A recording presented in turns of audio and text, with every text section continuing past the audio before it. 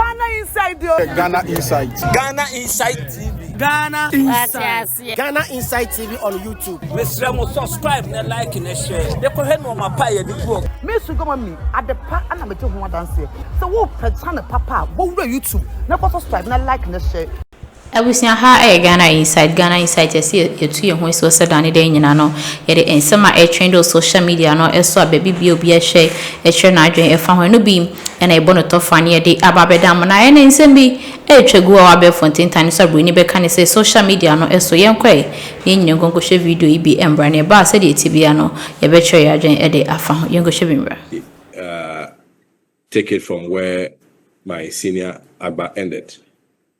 I think he gave the history of the party and situated it within a certain context to support the argument that a candidate A or candidate B must be brought by the party to contest in the 2028 elections and win as power.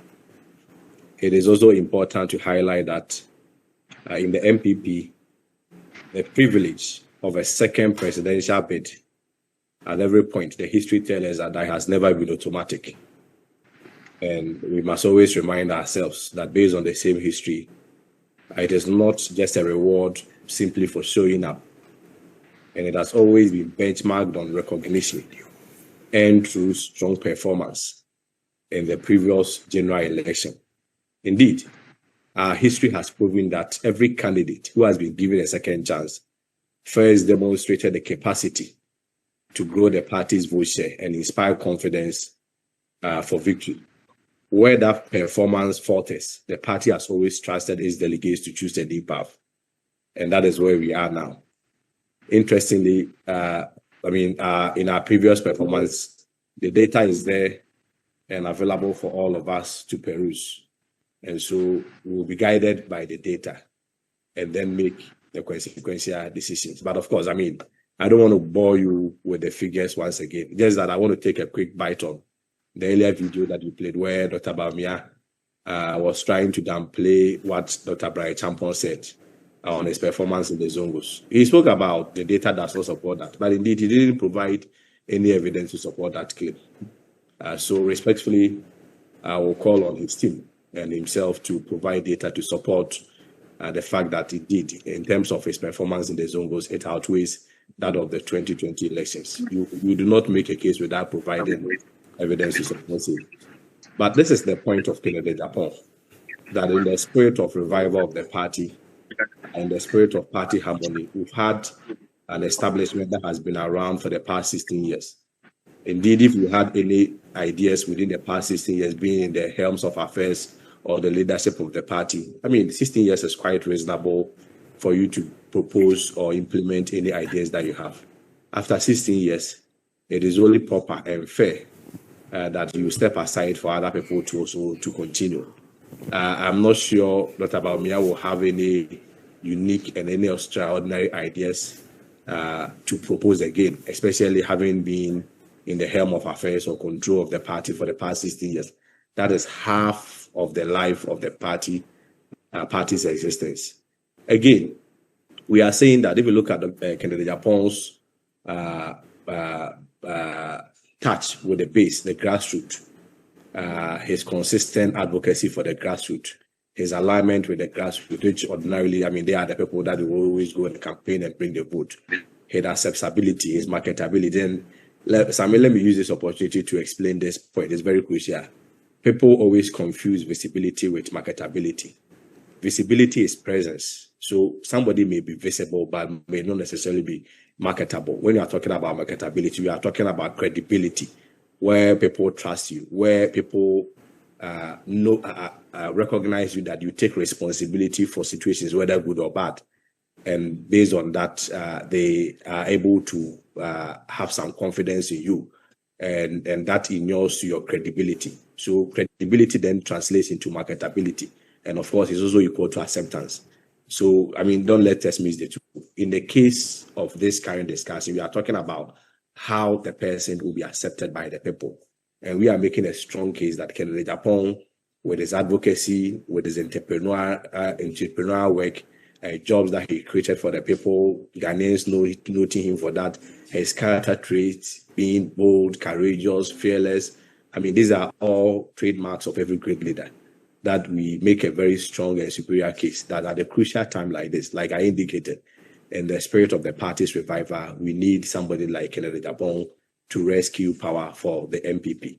Other than that, I mean, no matter how rich your ideas are, well, for me, I don't believe that it's one single human being who has inherent, I mean, some powers to conjure some ideas. Some challenges as a country has always been systemic. We know them, and we know the solutions with them. The solutions are no ideas. The solution has more to do with having the political will and the tenacity to make implementation or make decisions. It has never been premised on any ideas. The ideas has always been there. Okay. The character to implement, and that is where Kennedy Agyapong stands strong. So, I mean, in ending, we are concluding that based on the same history, based on the same record, if you look at the trajectory of MPP, our vote has always been in the ascending order. It is only Dr. Bawumia that has brought it in the downward trend. And so history does not support him. Just like Professor Dubois, when he failed to perform, the delegates spoke very clearly and loudly that in MPP, the only caveat for giving you a second chance has always been contingent on performance. Just hold on. Fred has a quick question for you before you go. Yes, Kwesi, you've talked about unity, you've talked about acceptability and marketability. There are many people who believe that the party's 2024 defeat, your candidate cannot absolve himself of blame in the sense that some of his comments, some of his actions in the primaries before that election also affected your candidate, which is Dr. Bawumia. Now, this candidate has been presented again. Your candidate comes up again. The question is, how is your candidate going to unite the party? From where people stand, your candidate is a divisive figure and cannot unite the party. And as the party heads to 2028, you need a united party. So what do you say to the people who say your candidate cannot unite the party ahead of the 2028 elections? Well, I mean, very impressive question. I've heard it so many times. We've answered it so many times. I mean, let's be blunt and call a spade a spade. It's not Ghana, it's Dr. Bawumia's campaign team that has been propagating that falsehood. But for emphasis, I'm not sure Kennedy Agyapong's comments resulted in the DDEP. I'm not sure it was Kennedy Agyapong who said when the fundamentals are weak, the exchange rate will expose you. I'm not sure the economic mess, it was Kennedy Agyapong who was in control and was the head of the economic management team. And for that matter, he occasioned that. The NAPCO people that we failed to pay, I'm not sure it was Kennedy Agyapong who engineered that. I mean, the list can go on. 1,001 of them, all the mess in the system.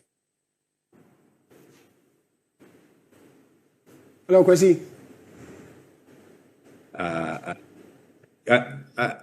Are you asking another question? When the party folks were calling for, how do you call it, the reshuffle? I'm not sure who opposed it. The list are there, the reasons are there. When comments were being made that we were going to bring Muslim votes, I'm not sure it was Kennedy Agyapong who said it.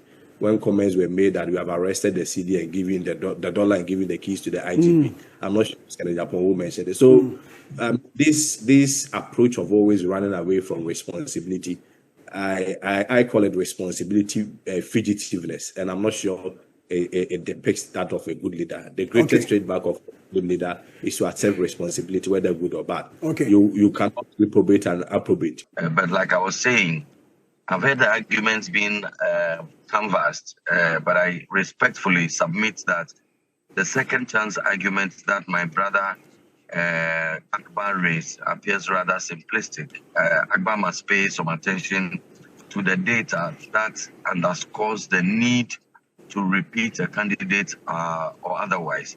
I think that decision has always been performance-based. And so we will have to review the performance of the candidate in the previous election to consider a repetition or otherwise.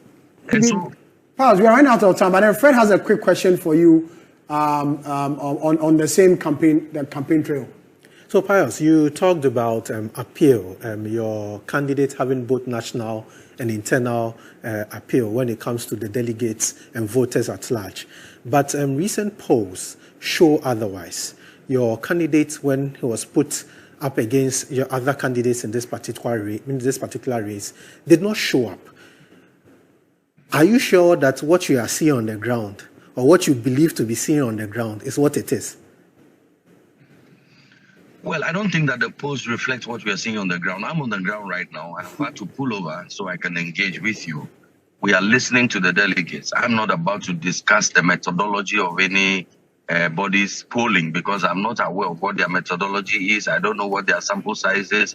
But I do know, as a matter of general observation, that sometimes these pollings can become psychological operations to create a misleading impression. I do not know specifically, and I do not want to speak specifically about any polling, but we have been doing our own pollings. Yes, I can admit at this point that Dr. Bryan Agyapong is not in the lead. According to our own polls indicate to us that Dr. Bryan is in a neck-to-neck with the leader. He's number 2 and a neck-to-neck with the front runner.